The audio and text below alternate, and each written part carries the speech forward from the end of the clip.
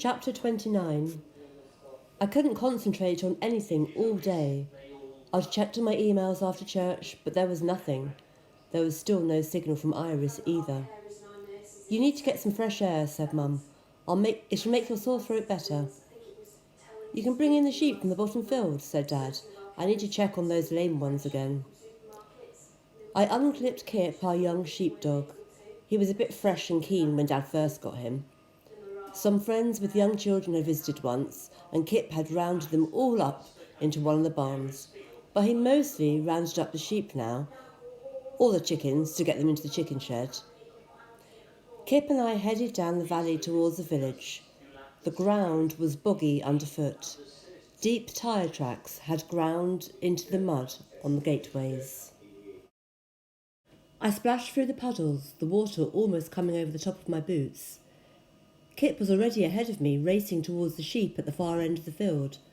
Dad usually took him out with Elsie, the older dog, so he could learn from her. I whistled to Kip, but the wind was against me. He raced in too fast and the sheep scattered. Then he didn't know which way to run. I whistled again, and this time he heard. I sent him around the back of the sheep and made him lie down. The sheep calmed and bunched themselves together again.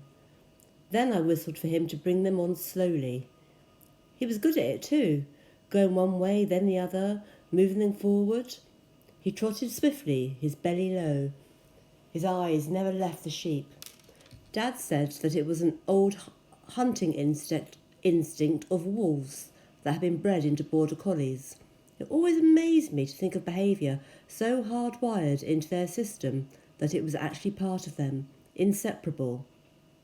Like the ospreys and their migration, it made me think what could be buried deep inside me. I let Kip drive the sheep past me and way up the hill to the farmyard. A cold wind blew in my face all the way back. The clouds were low and grey, trailing wisps across the tops of the hills. Dad and Graham were waiting for the sheep in the yard.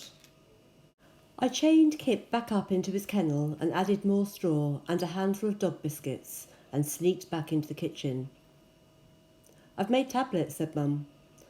The sweet, crumbly fudge was my favourite. I grabbed a few pieces and headed up to my bedroom.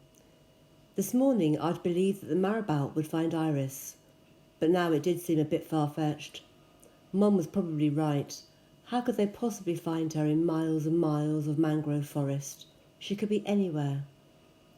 I switched on my computer to look at my emails. There was another one from Geneva, with an attachment. I hardly dared open it. If it was bad news, it would be too hard to take. I clicked on the email. There was no message, just one attachment.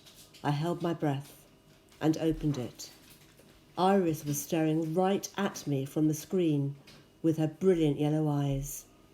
A large pair of dark brown hands was folded around her body. Her feathers were tatty and dull, and one leg hung limply beneath her. But it was definitely Iris. She was alive.